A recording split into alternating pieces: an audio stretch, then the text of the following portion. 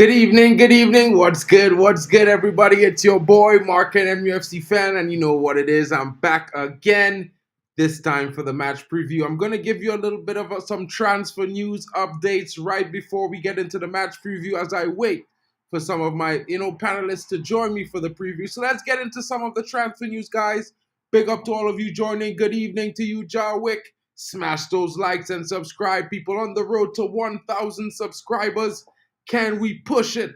Can you help me and help this community grow? We need to get the 1,000 at the opening day versus Fulham. Guys, let's push for that right now. Smash those likes and share it around. Let's get into the show, guys. And let's start it off right because there's some interesting developments coming in right now.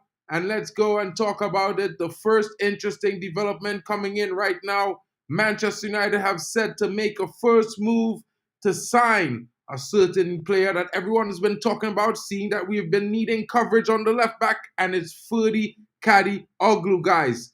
Manchester United have made the first steps to sign a 29.5 rated star who could replace Shaw and Wan-Bissaka. Now, let's get into this report as I read this information out for you guys. Manchester United have spoken to Ferdy Kadioglu's representatives to understand that they will demand if the Red Devils decide to strike a deal with his club Fenerbahce, according to Yagiz Sabukonklu. The versatile Turkish international impressed the Superliga term last, notching 1 goal and 4 assists, 10 big chances created in 37 appearances. Kadioglu helped Fenerbahce keep 15 clean sheets, winning 60% of his duels as they finished second on the league table despite accruing 99 points. The 24-year-old carried his outstanding performances into the 2024 European Championship, where he was one of the standout fullbacks. He won 63% of his duels while averaging 2.4 key passes per game. Kadioglu impressed offensively and defensively, putting himself on the radar of several European clubs, and Man United appear interested in securing his services. Kadioglu played last season as left back. He can provide cover for the often injured Luke Shaw. The Englishman missed around 26 Premier League games last term. United's backup left back Tyrell Malacia also spent a significant portion of the season on the sidelines, forcing the Reds back into the market for a fullback reinforcement. Signing Kadioglu will appeal to the manager Erik ten Hag, as he can also play on the right side because he is right-footed. United are planning to cash in on Aaron Wan-Bissaka this summer and have their eyes on a new right fullback. They are in talks with Nusayr Mazraoui, but Bayern Munich's asking price is putting United off.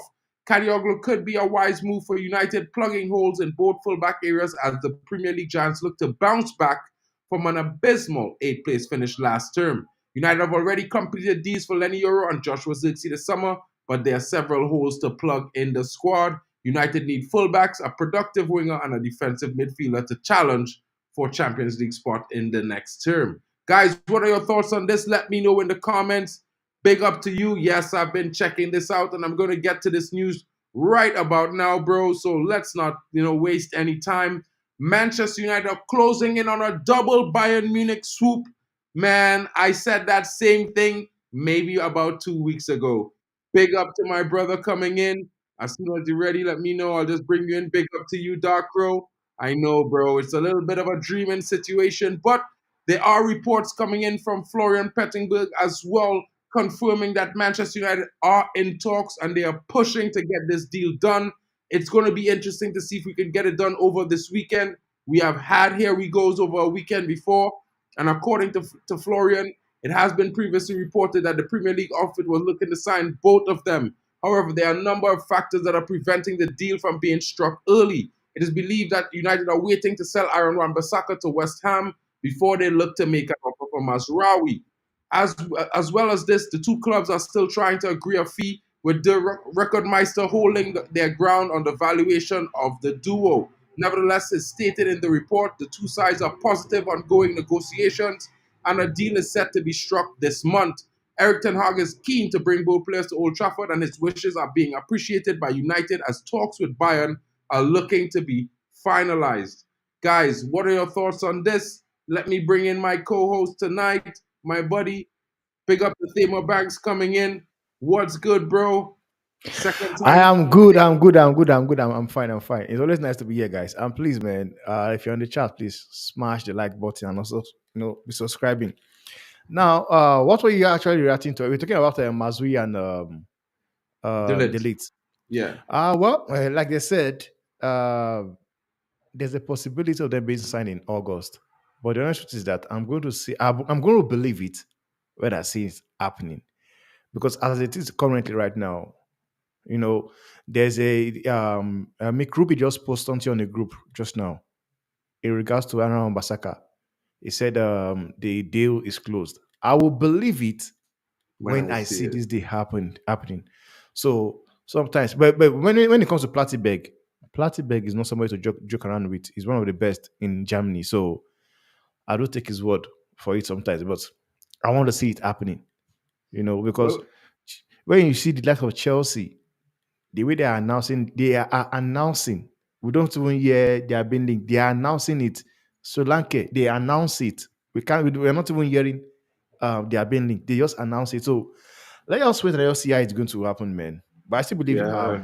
they will come But in. I, But for me, I believe 50-55 million pounds is a good deal for both players, man. bro, Honestly, 50-55 million pounds is a good deal for both players. I Honestly. probably would have paid that 50 to 55 already, bro, in terms of the importance again. I mean, but like you was talking about, they mentioned, right? West Ham is very close on a deal, and it's saying that Manchester United are very close to making a payoff for Aaron Wan-Bissaka. So Manchester Mhm. United are currently in talks with Aaron Wan-Bissaka to make a payoff to push through his move to West Ham this summer, according to EXWHE employee, which is very, very good in the news around surrounding West Ham. West Ham have Thank been you. pushing ahead with their attempts to unlock the Thank you. deal that would seem to sign Wan-Bissaka from Manchester United. The two clubs are close on working out a fee to agree personal terms between the player and West Ham have also not been an issue. So really the only problem was the fact that Manchester United have been struggling to work out a payoff with Wan-Bissaka that would compensate him for the drop in wages as he joins West Ham. You know what I mean? And the two clubs and his representatives have been trying to work that out for the last couple of games, and it seems a breakthrough has been in sight right now. It's claimed that the payoff is close to getting agreed upon, and the defender to leave Manchester United once the final deal in place is likely to push through his move to West Ham in the coming days. United have already lined up well, of course. Nusa Mazraoui is coming in to replace him, so that's basically that deal gonna be done. You know what I mean? As So long as that report is true, United go and yeah, pay off Wan-Bissaka. I said it earlier when we were doing the first stream. I said something. I said if you are going to get rid of players that have higher wages, you just need to just cut your loss. And now, like I said, they should just sit down and discuss. I'm sure that 7 million he demanded for is not even what they're going to give to him. They will give him around 2, 3 million, 4 million. It'll be fine, or 3 million max. So now they've come outside to sit down and have a discussion, have a talk. It shows now they are ready. So Aaron Basaka will be ready as well to leave the club. So probably after Aaron Basaka, probably they move on to Scott McTominay. I call him Scooby Doo. Maybe they'll move on to Scooby Doo. Then Harry Maguire. But this is how you make the move. This is how you move. Sit them down, give them a little payoff. Dude, we don't want you anymore. Take this one. Go to West Ham. And he will get game time. So it makes sense. 100%, bro. And you know what I mean? I do have to, I know I'm going to the deal with Scooby Doo at the moment because currently, we negotiating some payoffs with the players. So there's no real updates on Scott McTominay now. I expect that Fulham will come in with a deal somewhere in the region of £25 million, maybe plus add ons, and United will accept after having, issued a I payoff to doubt. Scott as I well. doubt. I don't think. I think the offer 23 million was on the table. That was when they walked away. 23 million. So I think if they're going to do anything, it's going to be 25 million max. Because one thing is this, man. I see many United fans talking about the fact that Emmy Smith Rowe went for 35 million pounds. Yet he hasn't played game. Then they believe Scott McTominay should be going out for around 35 or 40 million. But the thing people get to forget is this, man. Emmy Smith will have been injured. But when you watch him play, you can tell he's a potential good player. And that is something I can tell you for sure that Fulham watched and looked at like this guy has a potential. If we can get him injury free for a whole season, he's going to do very well. But Yeah, it's not that's not the same case with for Scott Scott McTominay. McTominay. You know what I It's not the mean? same case. There's the same thing I've been telling man them. I feel like some people, I don't understand. Scott McTominay came in They and scored don't. some critical goals this season, but he's a limited footballer. When you look at the footballer between the two, Emil Smith Yeah. Rowe is clear, Broski, clear, Clear. It's 100%. clear. Clear. It's Don't clear. even have to ask that question. You know what I'm saying? Clear. You don't have to come and say because he's a United fan. No, it's clear that guy is better than Scott McTominay. So I think that 100%. is why they valued him more. The reason when you look at the first bid they made, 17 million pounds says it already. And a proper work club that run club will not buy Scott McTominay more than 20-25 million mask. And they, like players they give add-ons are players, ballers. Probably if you're going to put add-on on that deal, maybe they will just put add-ons of like, okay, if we can get Champions League football, okay, yes, 10 million pounds. Of which is not possible. If one can get, you say, okay, man, okay, we are going to take Scott McTominay. If we get Champions League football, we'll give you guys extra 10 million pounds. Because it's not possible for them to get Champions League football. But I do believe 23 million pounds, 25 million pounds, it's okay, man. It's okay. And this same people whereby they tell you cost McTominay is what 35, 40 million. Then they will tell you that Sofian Amrabat is not worth 20 million euros. I be like, what football are these guys watching? Sometimes let's drop sentiment aside and let's talk facts for what it is. But that's what you don't get to see. They're always kind of like biased. Like, how are you rating Scott McTominay 35 and Amrabat? You don't want to spend 20 million euros on Amrabat, but you want someone to come and pay you 30 million pounds for Scott McTominay. The fact that Scott McTominay offers you, those goals is a waste of space. Whenever Manchester United are playing with Scott McTominay in the pitch, they are playing -1. Aside the fact that he can 100%. come in and just get you those goals like he did against Brentford, he does that because that's one thing about him is this. We all know Scott McTominay is a used to be a striker. And that striker instinct is the reason why Scott McTominay is able to position himself whereby he gets goals. And I'm not surprised. But one thing I don't like is this. Every time like you play Scott McTominay as a 10, Scott McTominay will still find himself in the box 18. I can tell you he has a better positioning than Rasmus Hojlund. 100%. He has better, like 100%. he has better positioning than Rasmus Hojlund. And this is something by Rasmus Hojlund need to just sit down and learn from Scott McTominay. I'm sorry. Because the places you expect Rasmus Hojlund to be at is not Scott is there. there. Scott is there.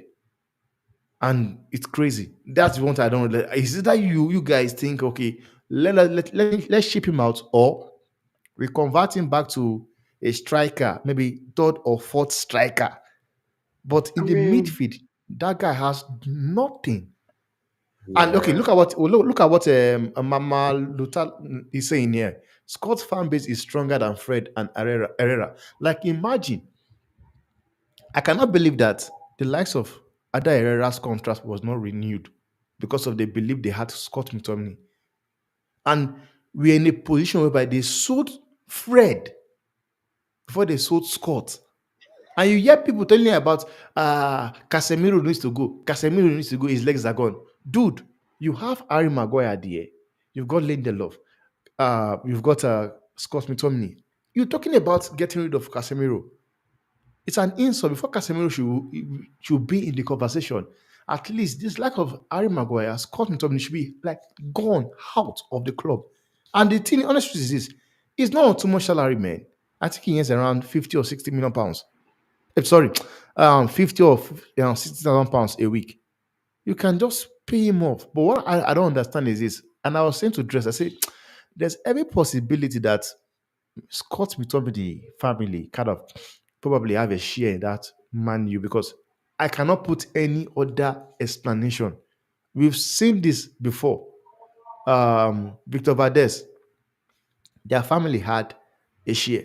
That's why he always started for Barcelona. Probably maybe we same thing with Scott McTominay. Honestly, because one thing I know, Casemiro is still can still give you. I'm not saying should start him. He can be a squad player, but one thing I know for sure is this: if Ten Hag set up is right and he set his player correctly, Casemiro can still be a starter for Manchester United. And that's the honest truth. Busquets at Barcelona had no space. He had no pace. All he had was he had that football IQ. He had no pace.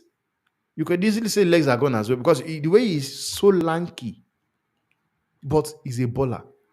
And I think Casemiro is that same person. Because you can't tell me Casemiro went from being winning 5 Champions League, signed for Man U after 2 seasons, legs are gone. Come on. Yeah. This guy, they were begging him to stay. They were begging him to stay at Real Madrid. They were begging him to stay. So it doesn't make any sense to me, man. I mean, I kind of agree with that statement. At the same time, I think selling Fred was a travesty. I think Fred did a lot of dirty work in that midfield the last season that he was here that, enabled us to be as good as we was. And if we had kept him, we'd have been better this season. You know what I mean? So it's one of those things. But I wanted to bring this to the stage. Big up to Brendan for supplying us, for supplying me with this. You know what I mean? Let's discuss this a little bit. Let's see how it goes with this information here. This is a little Okay. bit of a, I know for a lot of the fans out there that kind of dreading selling Aaron Wan-Bissaka and watching, saying that he might be better than Diego Dalot and these kind of things. Now it's all a matter of perspective and what you're looking for. So this is a report that Brendan was kind enough to do. Guys, check it out. Look, you can see the stats, everything right there. You know what I mean? And if you want to look at it, I'll read it out to you guys. For Aaron Wan-Bissaka, his aerials one was 0.99. When it comes to Diego Dalot, he was a little bit less with 0.97. But Nusa Mazraoui is 1.46, which is Man. almost double the two of those players. You know what I mean? Wow. Clearances, Wow. 3.48 for Aaron Wan-Bissaka, 3.07 for Diego Dalot, 1.71. Right? But Man. here, what I could understand why that figure is like that. If you keep moving up, you'll understand. Blocks 1.36, blocks 1.29 for Dalot. Blocks 1.07 for Nusa Mazraoui. Interceptions was 2.30 for Wan-Bissaka, 0.99 for Dalot, 1.32 for Mazraoui. The tackling now is where I think is the key statistic in this point here. 2.21 for Aaron Wan-Bissaka, 2.18 for Dalot, and 2.39 for Nusa Mazraoui, which means he's technically a little bit better defensively than both of them in certain aspects. Depending on how it goes. Now, here's where it gets really tricky because progressive passes for Aaron Wan-Bissaka is 2.62. For Diego Dalot is 3.37. But for Nusa Mazraoui is for 5.42, which is like almost double on average. Touches in the attacking penalty box, 1.22 for Wan-Bissaka, 1.44 for Dalot, but 2.25, another drastic increase. You Man, know what it's I mean? crazy, man. It's crazy. It's crazy, man. Now, But go while on. It's yeah. Now, while Dalot have the most successful take-ons, right, Nusa Mazraoui dwarfs both of them in progressive carries at 2.49, progressive passes at 6.93, which is double in both aspects. His Man. pass completion rate is also a bit higher than both of them in terms of Wan-Bissaka 84, Dalot 80, and he is 87.9. You know what I mean? His passes completion ratio is even higher than Dalot's, which is Man. 52.2. He is 68.6. Aaron Wan-Bissaka is 49. So if you look at all the possession going forward in the attacking percentile, you know what I mean? Shot creating actions, 2.64 per 90. Diego Dalot is 2.1. Aaron Wan-Bissaka is 1.3. You know what I mean? Man. Non-penalty XG, I don't really believe in that. So I'll go straight to assists. 0.20. For him, for Wan-Bissaka is 0.14. For Dalot is 0.07. Shots in total, He's higher than both Wan-Bissaka and Dalot with 0.83. So for me, I think overall, in terms of profile, I can't really say he's the better player. You know what I'm saying, Mhm. bro? But what I will say is that I think he's a little bit more intelligent in what he does with the ball, Yeah, and it's he an a little bit upgrade. more You can use the successful. word is an upgrade on both players, man. And Hmm? this is why I believe that it's going to make Anthony better if they are able to play at the same time. I believe with this kind of things, this kind of look at the rate, the stacked. It's crazy, man. Like double figures over um Ambasaka and Dalot. But yet again, you could still put it on the pattern of football United have been playing. You know, because United, like they've not been that team whereby they carry the ball and everything, but we know Bayern Munich does it. But it will be very, very interesting to see if he comes in. How is it probably from this start alone? It means he goes straight to the first 11. Because I'm sorry, like for me, when you watch both of them play, you would never tell that the stack is this crazily high over Diego Dalot. You will not tell because the way that the Dalot plays, the way he makes run, man, ah, it, Shocking, bro. I was shocked ah, looking at those stats, bro. sure, Thanks so much man. to Brendan for pulling that in, bro. Bredon, man, thanks, man. Thanks for bringing that up, man. Honestly, man, it's shocking. It means that man, he comes in and goes straight to the first level. Honestly, that's what it means because those stats, like both ball possession, the passes and everything, attempted passes, like high, high. Even the one you think Dalot is even high, 5.2. He had 68. Man, I know. This guy's also that is busy scouting the players right now for United that he's doing a good job, man. And I think this guy comes in, will do a wonderful job, no doubt. Will do a good Yeah, job. bro. I mean, if you're putting him next to a player that he know he training with for a year or two now That as is why I well. said that's why I said Anthony. That is why I said No, not just Anthony because Anthony. I talking about Delete. He played okay, next at the to back. Delete. He Okay, training okay. with Yeah, Delete yeah, the yeah. No, definitely, no, last definitely, season and a half. definitely, You know what I mean? definitely. Yeah, because this is why I mentioned Anthony is that I'm talking about going forward now. Because if there is something I've watched at United, you know, the fullbacks does not come to help the wingers. Because sometimes you expect those wingers to make run, and you expect the fullback to come, also make the run so that they can take the ball from the winger to cross the ball in. But because United football, they don't cross the ball in. All the winger does is we cut in. When we cut in, we shoot.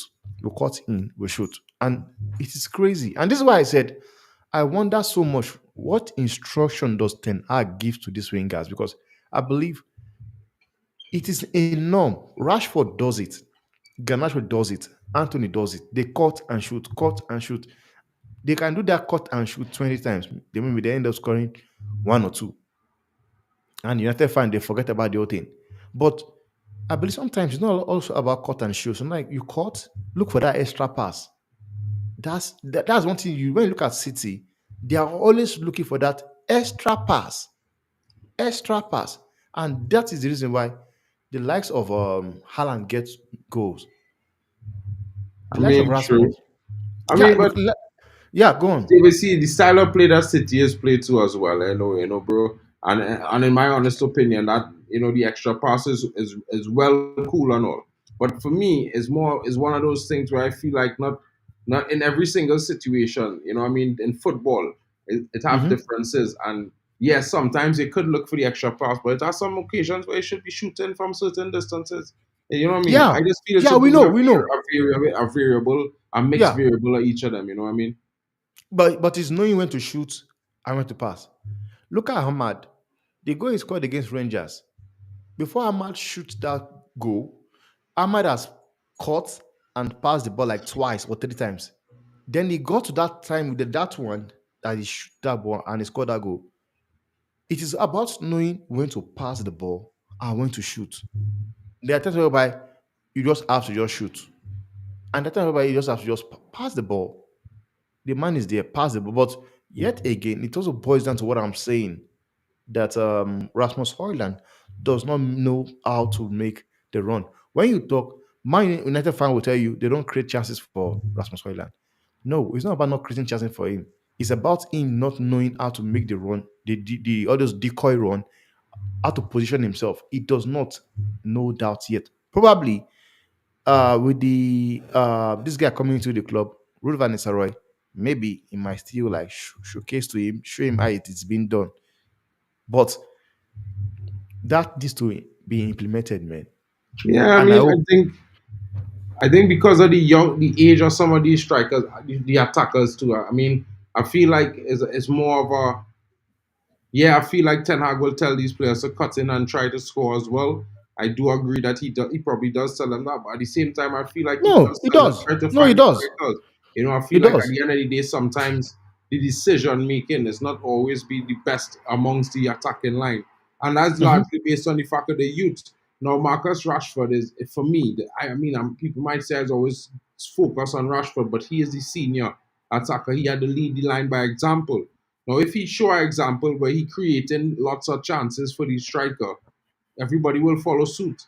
You know what I mean? Hmm. But if he Yeah, doing if he taking the ball on all the time and the coach not saying anything, obviously other guys will start to do that same thing as well. And that's now the problem. and now That's you the see problem. Because the other thing for me with Rashford is that he's not that. For me, that's his when he at his best, or in his mind, when he at his best is when he taking on players and going for goal. If you hmm understand, that's just how his hmm style has always been before Ten Hag. So I yeah. feel like the one season where he wasn't really doing that as much, even though he had put him in the striker role most of the time, which was in 22-23. You know, he was hmm opening up his game a little bit more. He was passing the ball more. But last hmm season, he passed the ball a lot less. So it Yeah. was one of those things where I feel like sometimes you could tell a player something, but at the end of the day, the player have to act. And if the player And not acting right, is a problem. this is why I say I said something about instruction, because one thing is this, man. You know, when I watch United playing, the substitution tonight also makes sometimes you question it.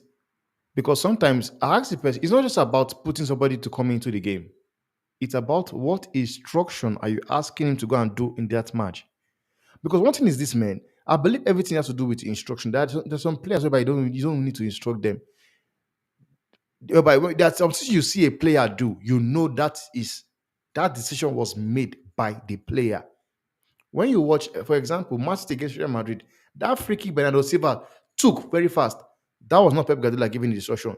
That was individual brilliance. Now, 2023 and 2022 season, Rashford scored that many goals. But when you look at Rashford that season, would you say it was exceptional? No. The thing was this: Rashford was just at the right place at the right time. He was playing momental football. And that was the reason why he could not repeat that same form he had last season. Because what Rashford was doing was, like you said, he was playing as a striker. And coming again, um, he was passing the ball more. So when he was passing the ball more, he allows him to get into spaces whereby he is always available for the pass to come to him to get the goal. But right now, last season, then he went back to the Rashford we know, who wants to just take players on the run and beat one or two people. And that's something whereby he does it well. Just that what pisses me off is that when he does it, the end product is always crap. The end Yeah, product is always crap. And it I watched the Euros. I was fuming at every wingers playing for both Portugal. I was fuming. What is this rubbish whereby you take your defenders on the run, you beat the defender, you beat one, you beat two. Can you pass the ball or do something? No. The end product is always crap. And when you see Rashford losing the ball now, it does not even just show, let me just fight for the ball. It just, man, it just feels as if, and he's a star boy, actually. He's a star boy. And yeah. the other truth is this: they will tell you Marcus Rashford will play for every team in the top six. The way Man U fans rate that guy, they rate him so high. I'll be Some of like, them, man, bro. I mean, I I'll be like, wouldn't lie, man, bro. I had the high ratings for Marcus Rashford and very high expectations, and I know, man. No, no, since not anymore. after 2021 season, my expectations have been going straight down the hill. You know what I mean? Like in 21-22, I was even more disappointed. Now, he was injured, he had to have surgery on these things, and but for me, it's like no, there's no evolution in his game. There hasn't been Honestly, for years, honestly, and I can't deal with that, bro. Big up to honestly. Just Steel coming in. Needed Ugarte and Delit and possibly Masarawi before. Now so ready for the season, but nothing like that. What I expected. Very unhappy, and I feel let down again. Ericsson and Maguire, You etc., forced need to us. be forced out. Well, Brendan. Just Steel. We were talking about this just now, and like what we just report that they're nearing a agreement to pay Wan-Bissaka off. So I think if they're making this choice to pay off Wan-Bissaka, I think other players will soon follow because I don't think they will do it for one and not do it for multiple players. And that's just Mhm. my honest opinion. I feel like these guys will say, look, if I have two or three players, we could pay, get them out, bring in 3, 4, 5 players, solve the problem. We'll cut our losses in that kind of way. And as you mentioned, Ugarte, there's some news coming out tonight that Manchester United are still in for Manuel Ugarte.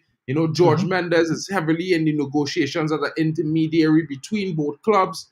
His client also wants to leave the club, so there's a kind of an untenable situation. Now, what I can say is that we might not be able to meet the valuation in terms of the actual cost up front. But never forget that it's heavily reported that PSG will accept a loan with an obligation to buy. So if Man Mhm. United can find some way, shape, or form to fund this buy, it's going to be very interesting to get this deal done. The most interesting thing, guys, I would want you guys to know as well is that I've been recently checking out some information, and we might be coming into a little bit of a windfall. You know what I mean? There's something coming up, and you will all see it. This is the reason why I have a lot of people have ordered new kits. Some of their kits have been taking longer than normal to arrive. One of my friends ordered a kit, and he says it's been 2 weeks and I haven't received the kit yet. It's still in procession. Well, Wow. this is the reason why your kit has not arrived, guys, and why it has been delayed. Because guess what?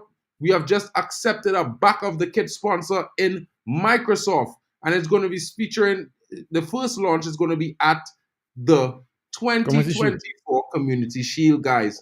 And as you can see it at the back of the kits right now, those are the actual look of the sponsor, where it's going to be, and how it's going to look at the back of the kit.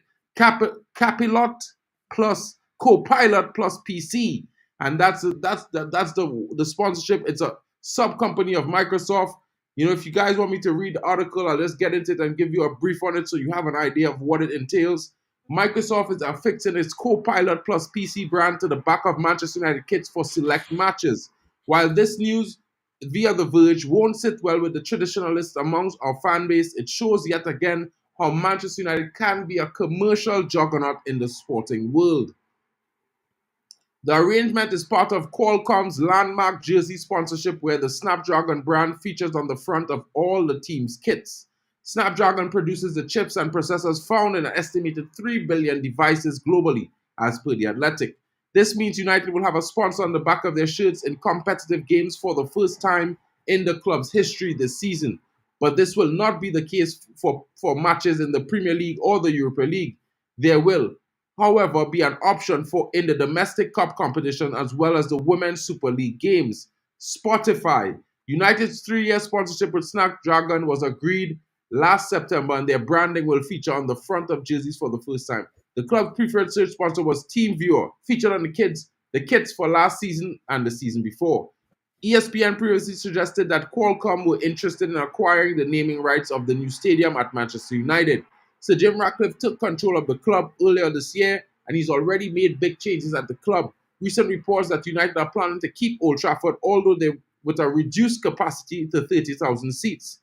And if I was to expand on that bit of news there, I've been reporting to you guys when I gave you the report on the new stadium bill. You could go back in my, there's a video which I done a few weeks ago talking about build by Snapdragon. They are willing to sponsor the build of the brand new stadium as well as purchase the naming rights. And I think their intent would be to call it the Snapdragon Old Trafford Stadium. You know what I mean? Or the Snapdragon Stadium at Old Trafford, something along those lines. But they Yeah. want to keep the Old Trafford as the main name while they would just have their name somewhere there for people to see.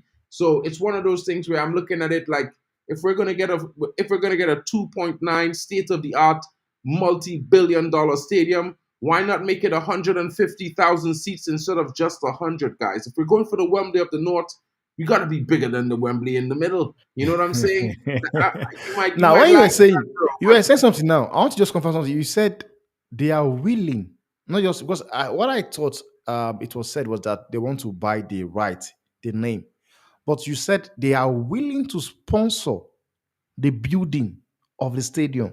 yeah, well, this is was weird. The guy was talking at a at some meeting out in the open and public over, and he was speaking about Snapdragon and so interested, and they're Mhm, so, they felt a certain sense of touch the a closeness with the fan base and the way the fan base supports the club and the history and the mhm, heritage. So there's like, if someone is going to own the naming rights, they need to stay true to the club. You know what I mean? And they know that the fans would not like anyone to change Old Trafford from Old Trafford, right? mhm. So he was Yeah, like, no, no. maybe I could convince the fans to, if I add Snapdragon somewhere there and keep it at Old Trafford, if it would be okay. And, then he went on to say in that same interview that, it was is interesting that they are looking to build a brand new stadium. We watched them play at our stadium in the United States over the preseason tour, and it got us thinking that, maybe we can do something about their new stadium hopes that coming up. So we will be in Mhm, talks about that. This is basically what you're saying, that they will be in talks to see how this could be, expounded upon, basically. So it's like him generally saying they could be open to the idea of sponsoring the build of the stadium. So that's why I said they were willing, because in a sense he spoke it into existence. Basically, it's like it's mm. not too far off that we would invest in the building of a new stadium for Manchester United. You know what I mean? If we're going to own the naming rights, That's over 2 billion, guy.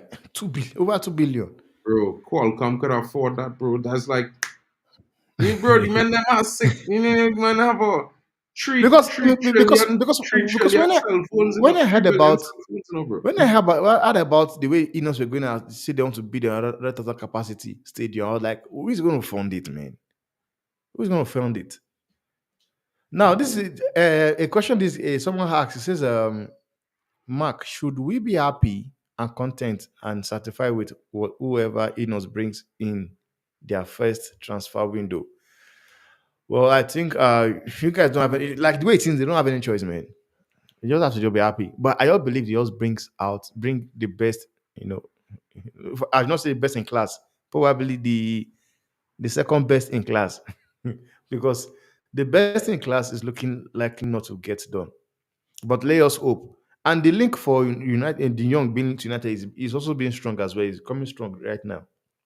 I don't know if it's Well, going to end up happening.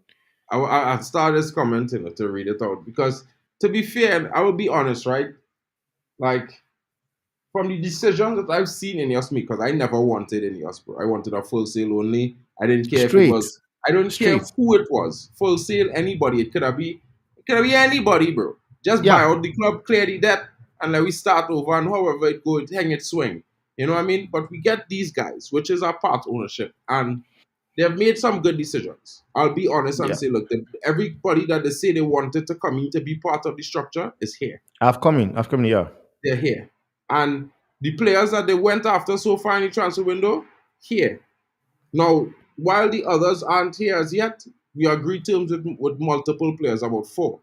So who's to Mhm. say that those other four wouldn't follow the same course of the other two? When the hardest player to get was the one to convince them not to go to Real Madrid. Yeah. Then Understand? Euro. So I will be honest, like I might not like Sander Berger. I'm being honest, guys. But I'm so much of a United fan. If this guy comes in and bangs, I will Mhm. be the first one to put my hands up and be like, and apologize and say, you know Yeah, what? yeah, yeah, yeah. I Yeah. was wrong about this guy. He totally sat down my football logic, and I have to re-examine the way I think about football players now. You know what I mean? That's Because true. at the end of the day, there's nothing in it to be wrong. We can all be wrong. I mean, we all have opinions, and sometimes no matter how strong they are, it's your genuine opinion, and that's why we are all interesting as fans. We are all Mhm. one community. We have different ways we see football, and that's True. amazing. So I feel like everyone should have their say, no matter if they agree or they disagree. It's still a point to be had. because that's how Hmm. they feel.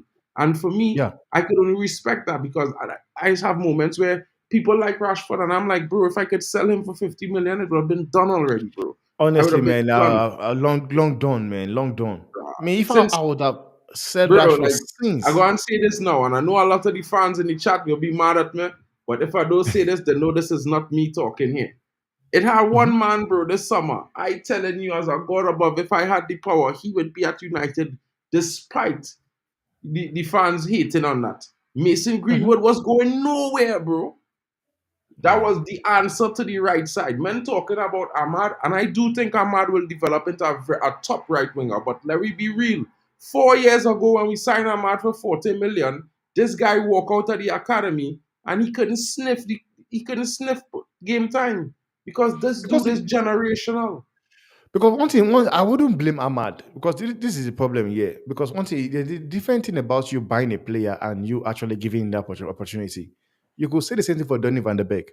Donny van der Beek was brought into the club under a manager. Like you see the likes of Donny van der Beek, Ahmad, Sancho. They were brought into the under inside a manager, another a manager whereby does not even know what to do with those players. Like Ole Gunnar Solskjaer football was counter-attacking straight up, and you're bringing in players that are technical, players that hold on to the ball. They want to hold on to the ball. So what are you expecting all these guys to do? Whereby you are playing them under a manager who just wants to just play, kick and follow. I get the ball. Rashford, are you there? Take it. Rashford make the run. That is what Ole Gunnar Solskjaer was doing. Even at some point, um, Mason Greenwood was also playing under the counter-attacking football, just that he was also he's technical, so he was able to like adapt because he has space. Rashford has space, and that's why I'm not surprised. Ole Gunnar Solskjaer took second. He was smashing teams like 6-2, 5-0, 9-0, 4-0, of which we haven't seen Ten done. We haven't seen Ten done. So, like I said to people, I say, no, man, don't tell me there is style of play because I cannot see it. In Yeah, Ten no, I'm not going to say that, bro. I But cannot I'll see be it. honest, right? This is my honest opinion, and I know a lot of people. We're going into the match preview right after this, guys, because I wanted to get his input on this match preview here, guys, because I think we have a definite chance with this possible 11 that's coming from Man City, right? But Mhm. this is my honest opinion, bro. Right? The first season, I think United was basically just dealing with the players that we had. We was playing something that suited them. You know what I mean? And Yeah. to be honest, I didn't expect that to be the system. Because in one thing, I know what the Ajax system is. It had two slight variations, as I would see it, right? But we couldn't Mhm. play it with the profile of players we had.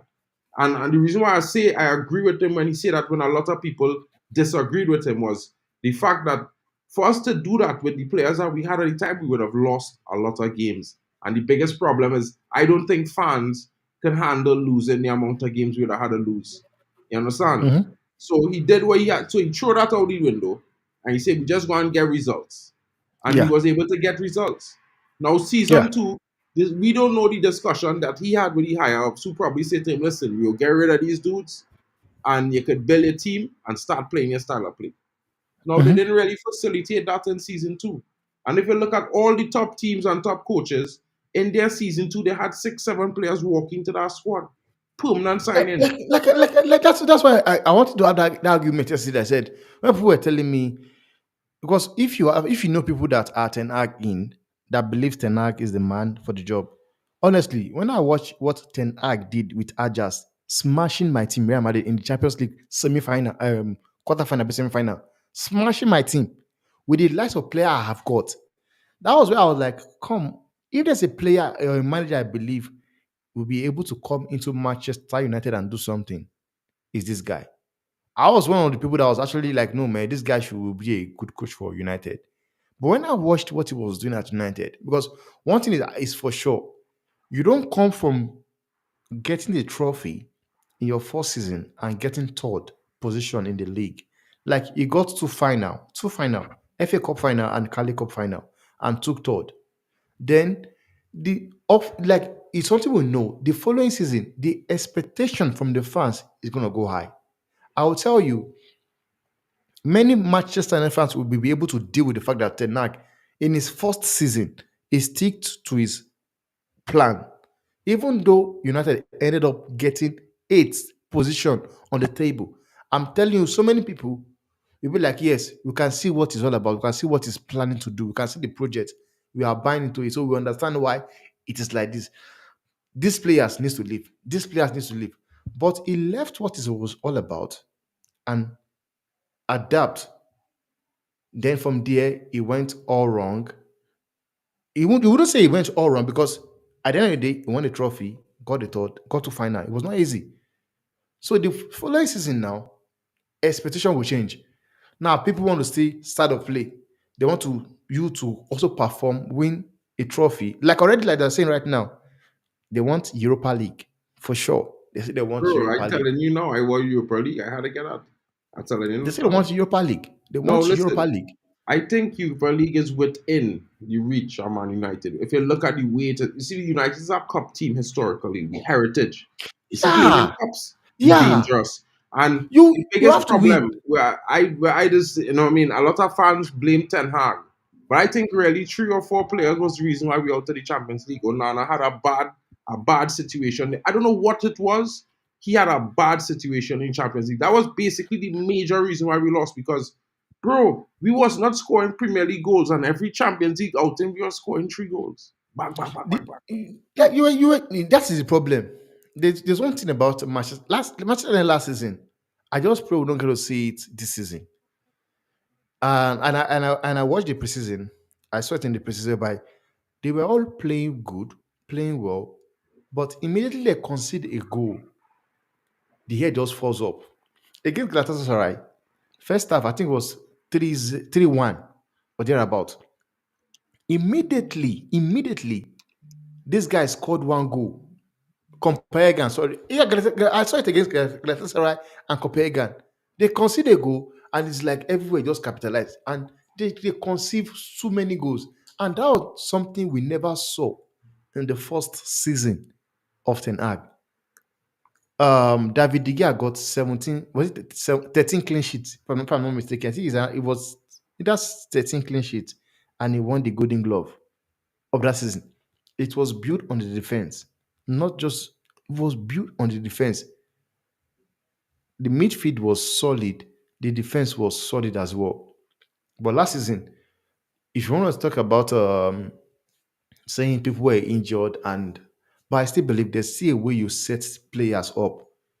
I saw it against FA Cup final. I saw it. You can set your team up in a way whereby you be like, okay, guys, we know very well this our team is weak.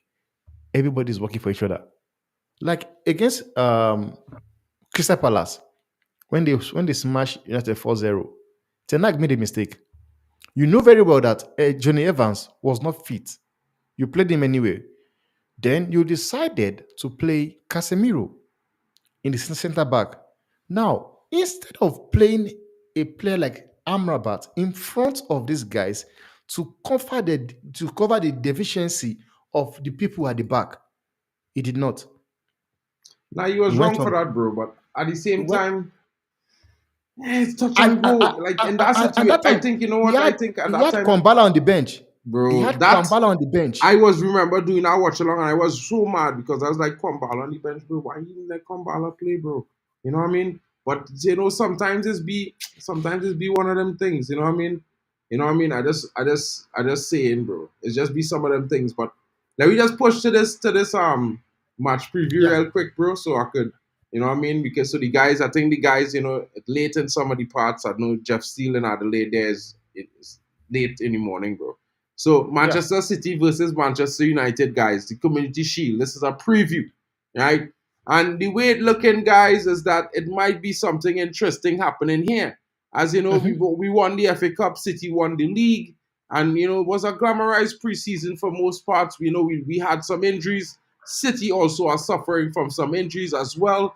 And after unconvincing start to the club's preseason campaign, Pep Guardiola's team clicked into gear to trash Chelsea. The weekend Erling Haaland had a hat trick.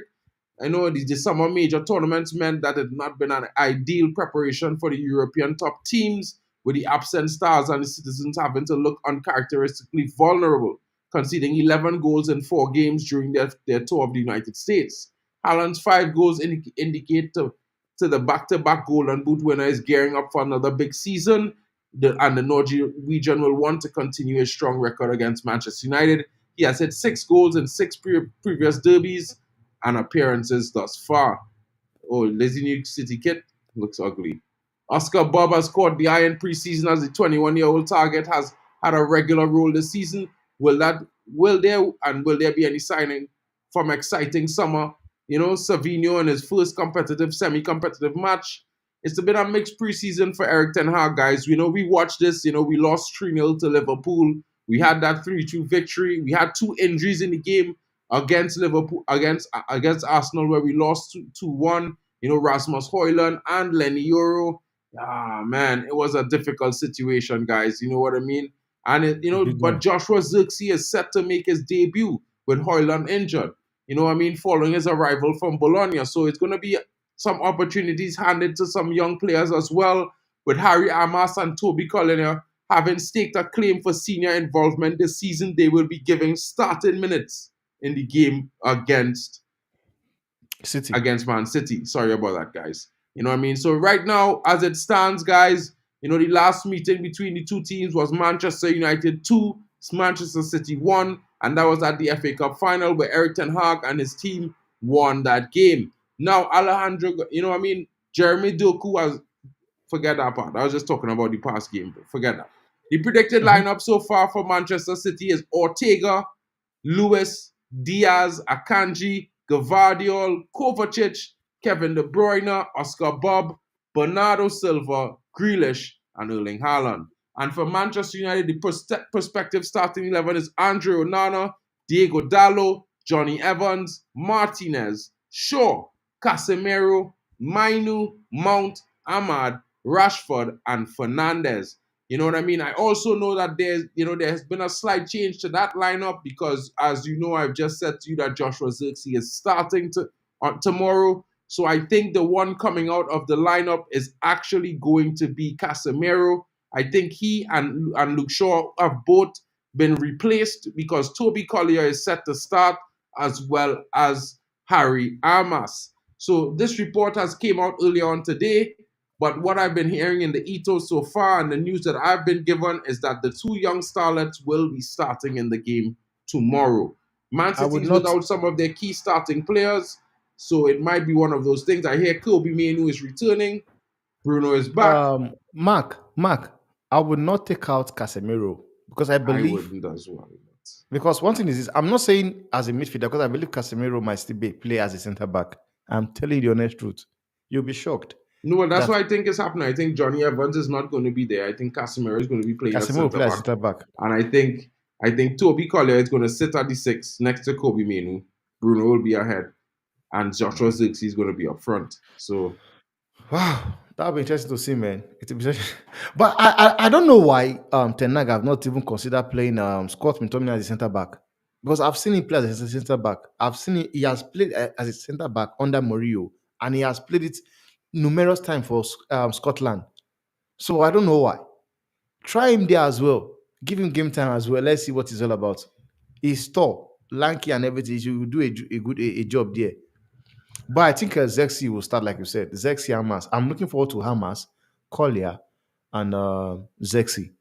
I want to see yeah, what it's all about, man. to be fair, I know things look kind of bleak with terms of signings, guys. But I will be honest when I say this to you guys tonight. I am really quite a bit excited to see what Toby Collier will offer us this term. Now he has Mhm. not pulled up amazing trees. Now, in the sense that for me, what I have seen this preseason was fitness, an engine that would going to take him through 90 minutes, and very, very competent player on the ball who can play a wide range of passing, be it short and long range passing. He can keep the ball well. He can drive with the ball. We've seen him drive on many occasions, even against Arsenal and Liverpool with the ball in good. He gets himself in good positions going forward as well. He's very fit. So I'm like, with a little bit of game time, a little bit of experience, this young man could be a good, a squad rotational player as a substitute this season and impact games. He might not be, let's say, like a Declan Rice. He's not going to be on them levels anytime soon. But at the same time, he will come in and do a job.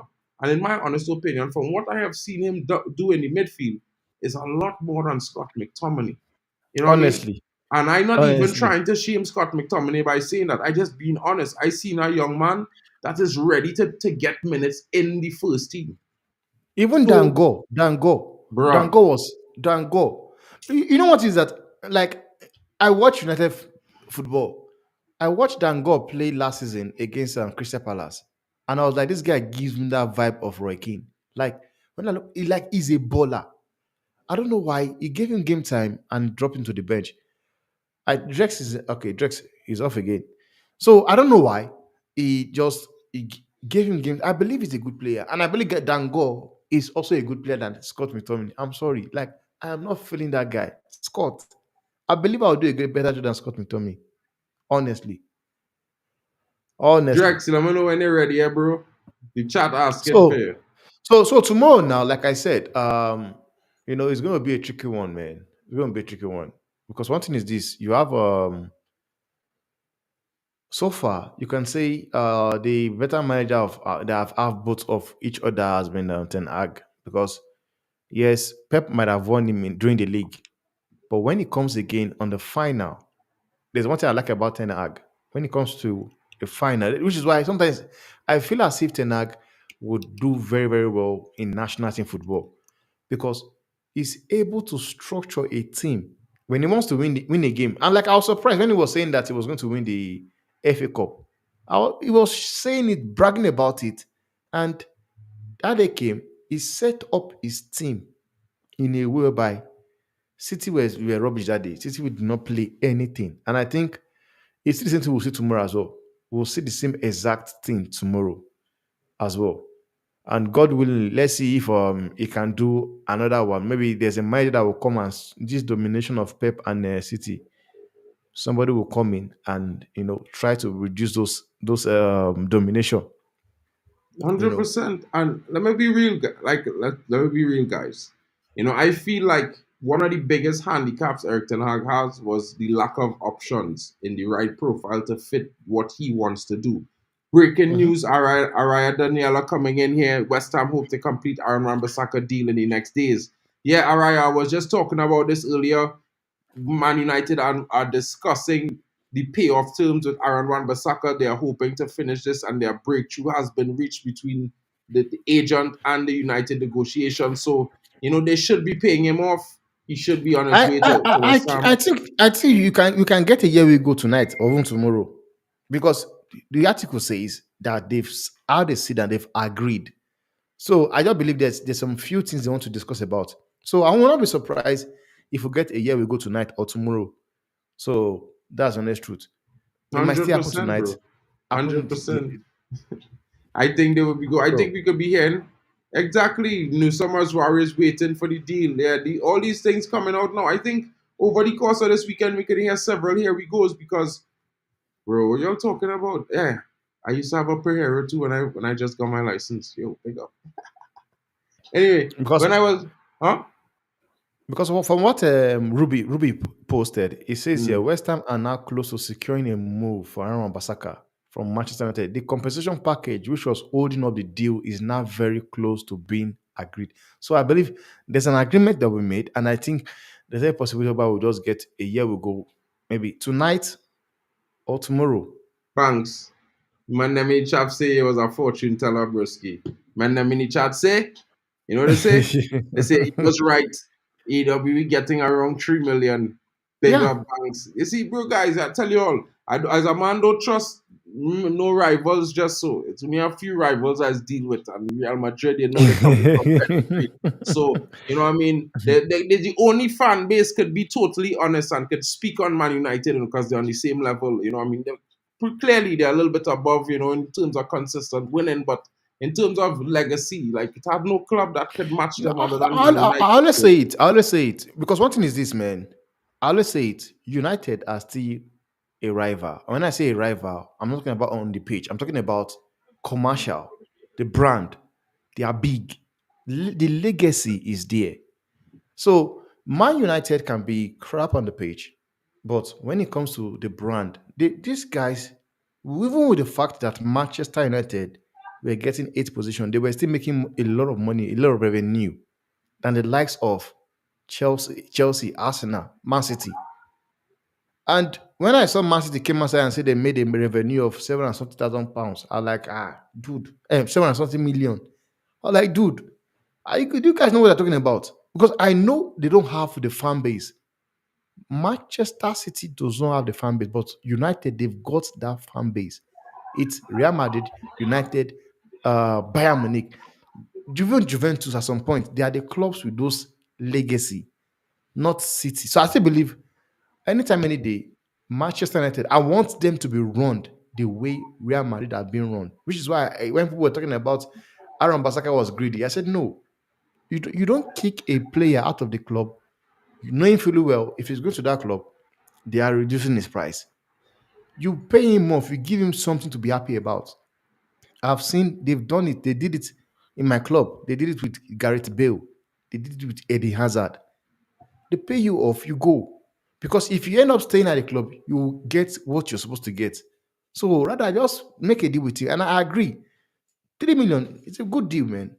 Look at then wait and see Anna Basaka packing his bag and leaving United tomorrow. It will happen. So that's the thing. Uh Jeff still says, let's get ready to celebrate another victory and more silverware against City, guys. Glory, glory, Manchester United. Are Big you up just just happy? still. Are you happy that you are winning a trophy, or you are happy that you are beating it? You are winning that trophy against Manchester City Both. because because people will tell you it's just a friendly. Because one thing I know for sure is that if United lose tomorrow, they'll say no, it's just preseason, it's just a friendly. It's not a but if United should win, Lord, it's not a friendly, man. Even though they say Bro. it's a friendly, they'll be like, no, but we'll still beat Pep. Big up dressed. Yeah, watch me. Dressed. You see this brother right here?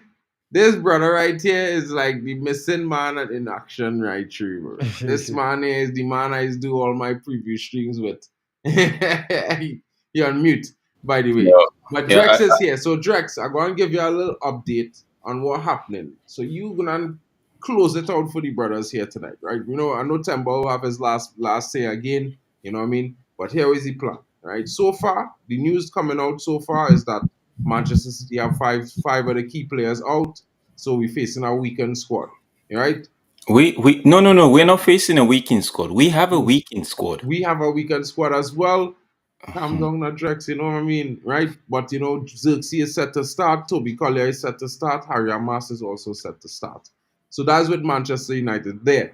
Now, in the last few moments, they said that Man United have reached a breakthrough with Aaron Bissaka on his payoff deal, somewhere in the region of £3 million to pay him off to facilitate the move to West Ham. There's also been some reports that United are pushing on the Mazraoui and the Gillet deal as well. Also, reports coming in that the deal for Ugarte is not over. United are still negotiating terms, and it could be possible that we still get the player. There's also Man United are starting to take action in securing the transfer of Ferdy Kadioglu, you know, somewhere in the region of £29.5 million. Let's see if they get that deal done as well. So it's all kicking off right now this weekend with Manchester United. And, you know, as you know, we're going into the Community Shield tomorrow. You know, tell us how you feel about that, how these players coming in, what the impact might be. You know, you get the best part of the show, man. Okay, big up Mark. Big up everybody in the house. Ja, Brennan, Richard, and Mantata. Yeah. Um, Tomorrow's game for me, like I think I said it earlier, it's more of I can't use the word. I think it's already everybody knows. For me, it's still a preseason, so it's still a preseason. I know there's a cup attached to it, but there was a reason why it was called the charity shield before, right? So I think they Yeah. switch it up to community shield or whatever it is. So it's an exhibition game in my opinion, but for the neutrals and for bragging rights, I would want my club to win that game tomorrow. for Yeah. bragging rights, right? So I want my club to win the game. At least it gives us, one might say, a pseudo belief going into the season proper, but it also gives the players, don't forget, it gives the player the it raises their mentality as well, saying that, you know, we actually won them at the FA Cup, although we met them last 2 seasons ago and we lost to them in the FA Cup. We had the repeat and we won. So it's more like 1-1. So there's a draw game, tie game right there. So if we end up, and it's not like we've not beaten Man City since Eric Ten Hag took over, we did. So Yeah. if we get the win, it just adds to the players' mentality that they could actually win a trophy, and maybe that would just maybe put the fire in their belly going into the season, right? But on the other hand, like what my brother Banks is saying, if we don't win, it's a preseason game. Either ways, it's a, so win is a good game. Don't win is a Mhm. preseason. We'll wait for Fulham. Now, all the report that Mark has just given, right, I read a few of them, and earlier today, myself and Mandy were talking, and the year we go came for Solanke to Tottenham, and he used the word the dominoes are beginning to take effect. I'm like, yo, I hope he gets to United, right? So I'm not, yeah, because Yeah. it's right now looking at what we have, just two bodies in. I did mention bringing bodies, but don't bring dead woods, right? So it's Mhm. just two bodies in, and we know it's not enough. We replaced Varane and replaced Martial. So for me, I think it's the Martial angle I'm actually looking at. We replaced Martial with the Joshua, right? Now we replace Varane with Euro, and Euro is going to be out for 2.5 months. So I'm excited to see the Martial replacement, right? But we've not really done anything as a football club. Whilst I know they're trying to put the structure in place, which is a very good thing, and I applaud them for that.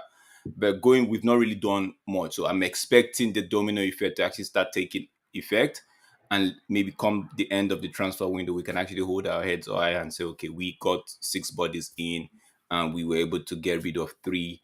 Because I don't expect everything to be done this window. If I'm being honest with Mhm. you, I don't expect it. I don't think most people expected it. They just want to see that. Like I know a lot of people have been saying the midfield has to be solid, because even if the defense is slacking, at least if we have a solid midfield, we know, okay, we can compensate for the defense. And this time around, this season, what I'll be looking out for is the clinicality of our players. We shouldn't be sloppy. See the Yeah. Spain versus France game in the Olympic. That boy, Man, that boy came in and he scored 2 goals. 2 goals, man. It was Clinical. so clean. So that is what I want to see going into the season. It's Well, I'm clinical. not going to say more than that. That's what I want to see going into the season, bro. But for tomorrow, I hope we get a win. 2-1, whatever the scoreline, I just hope we get a win.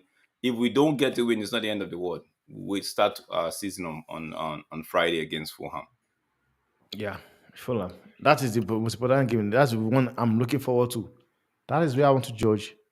Because me, I'm sorry, I'm going to judge Tenag in the first 10 games. That is where I want to just Sorry, guys. It's judge this and criticize Jawik. him. Jawik, leave me alone. Sorry to interrupt. This is my beard Yeah, is go getting so great. on. Who remember when Ole Gunnar Solskjaer took over United, when he was interim, was looking all lovely, he was looking all cool. The True. minute they handed the keys over to him, like, you now have run the show, man started having some gray hair, and we're like, yo, the pressure was getting to him. Jawik, you It's might crazy, be man. right, bro. The pressure. I tried as much as possible. When I see them, when it started, when it was 1 or 2, I tried to block it out. But my You dad know just said, something, fellas? You Yeah, know, I saw it. I's a man real, I's a serious man. I know if men real don't understand it, but I's a man, when you see certain things rub me the wrong way, I's a man just let it be known and thing. I different to deal with. And you see this piece of situation right here we're seeing here. Fellas in the chat, check this out, bro. Because Just we imagine. paying this man 23 mil a year. And this Lord, man accept 2 mil a Million. year. Bro, listen, listen to me, bro. I will change on these United players, broski. I will change on them, No, fellas, 2 watch million. it good. Mark, I want everybody in the chat to watch this good.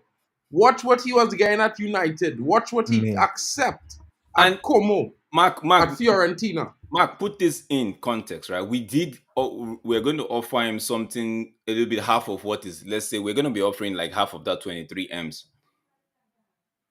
if we had not gone with Onana, we're going to be giving him half. Like, you know, I it's have Yeah, no yeah. problem, but I just wanted to. I Because just it was 150,000 no. I that think they the point Mark is trying to make is the fact that he went way, like, that's what too 20. low. bro. Too You could low. imagine, bro. 21 Listen, million. and this is what I want to 21 say. I million. really want to say is this, right? Is that if a player could leave United and accept a wage like that, but It's at the crazy, man. same time not accept a pay reduction at United, which would have obviously been five times that, right? Mhm. Bro, something wrong with these players. No, but like what Luman is saying was he wasn't at fault. I was gonna bring that in. He wasn't at Yeah, fault, yeah. right? It was the people that actually gave him that deal, right? That they made Yeah, they yeah, messed yeah, up yeah. everything. No, I'm But not blaming him, you know. I'm let's not not blaming him. forget, I'm like, just saying. I yeah, just saying it's just ridiculous. It's just, when some yeah. of these players complain about the treatment they get from United, I always remember that United always was a club that had class.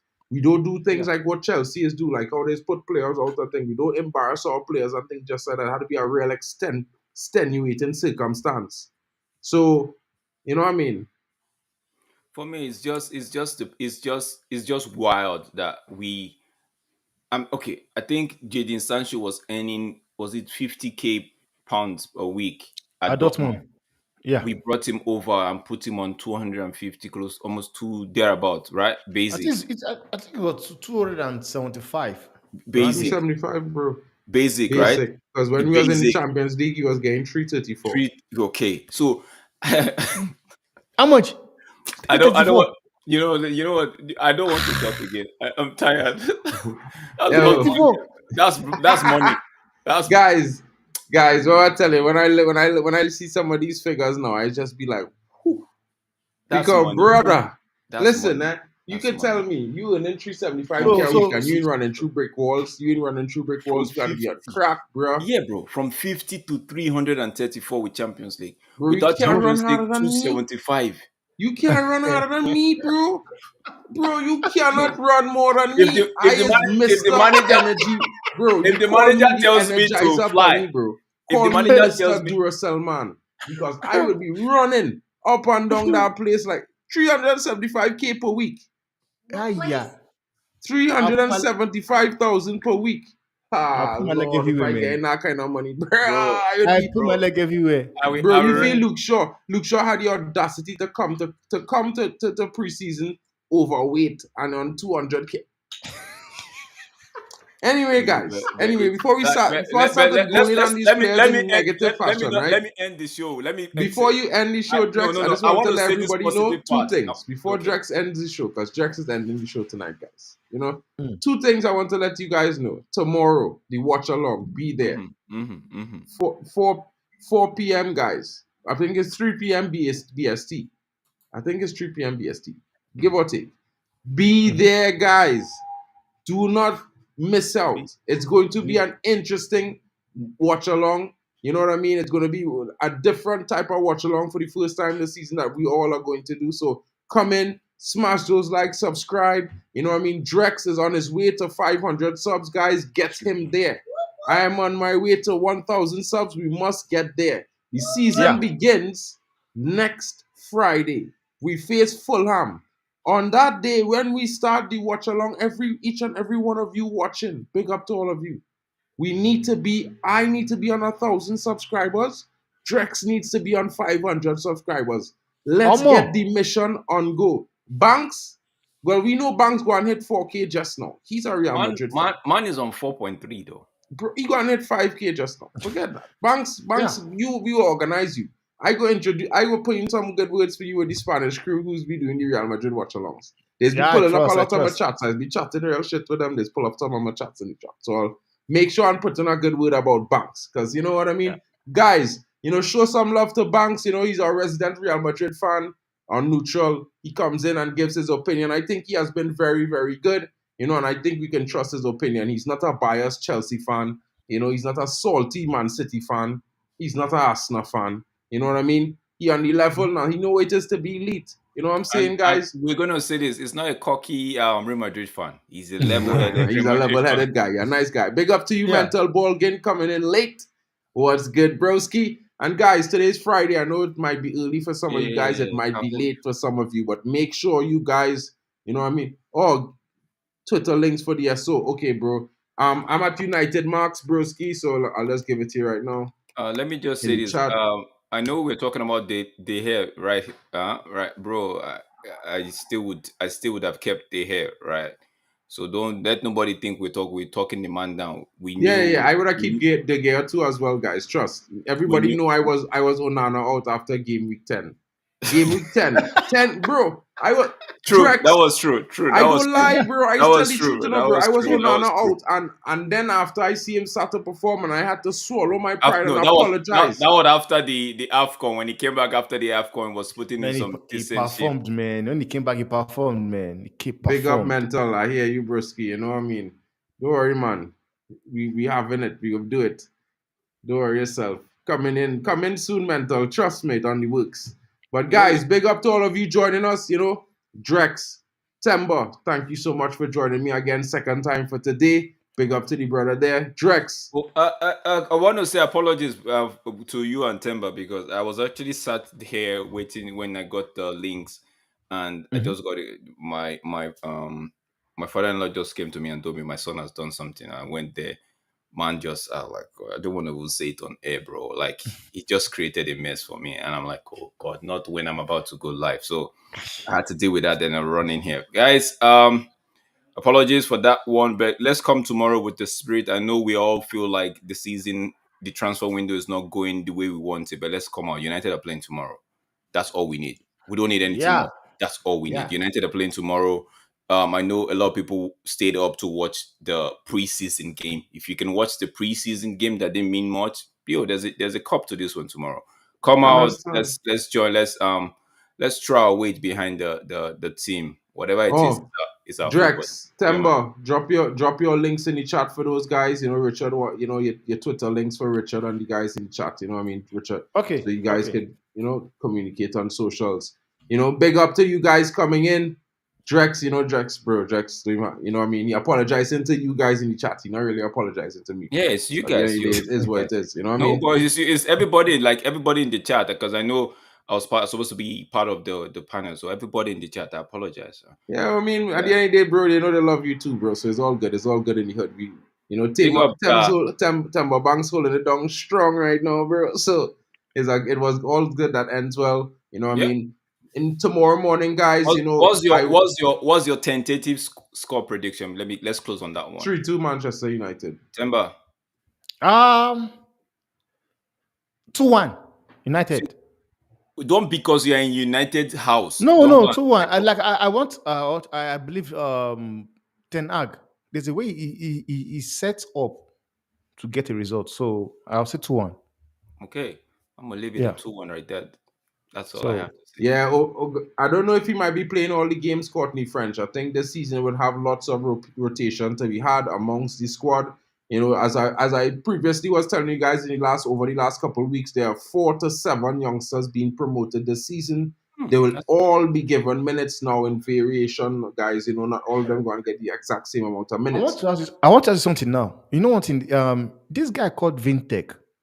VTech, yeah, Radek VTech. yeah. Vintech.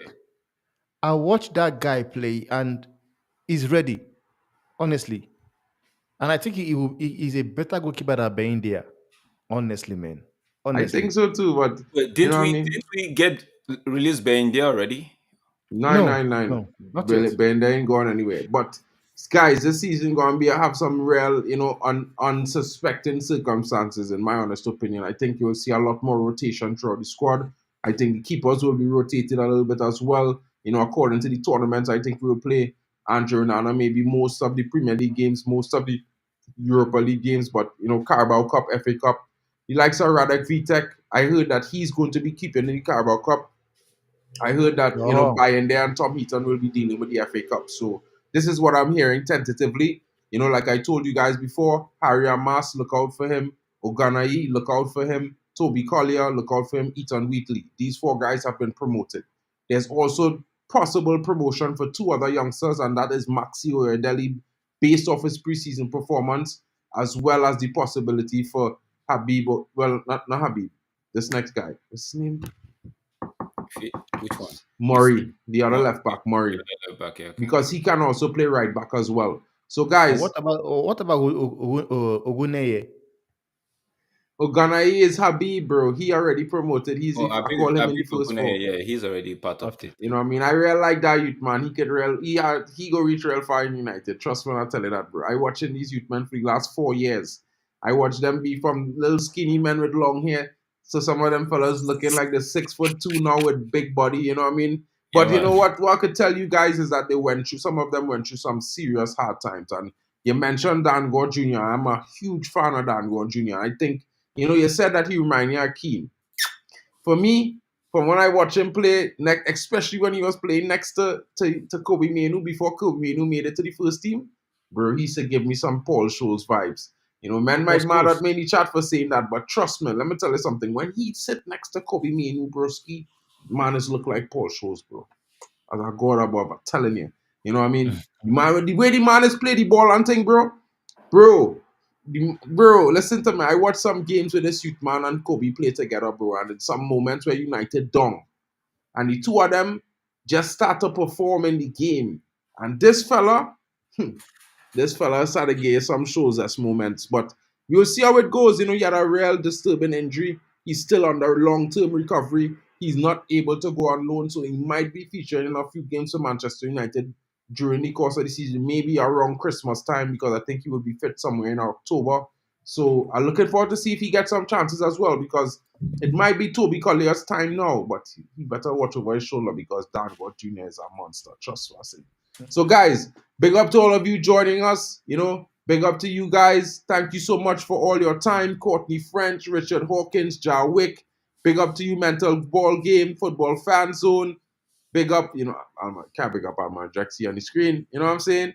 Big up to all you guys in the chat coming in here. Matata United, Araya Daniela, Brendan Chappelle, Jeff Steele, Manu Tata, Luman. Big up to all you guys coming in. Casemiro, hope you guys have a great evening and stay safe out there, guys. You know what I mean? Big up to Timber Banks coming in. Hopefully he'll be a regular on the channel. I'll also be featured in his stream, guys. So, if you ever want to check out his content, guys, check him out. His link, I think he dropped his information in the chat there. Don't forget to follow him and check out Mr. Drex below here. I have something to talk to Drex about. The man changed the possible outcome.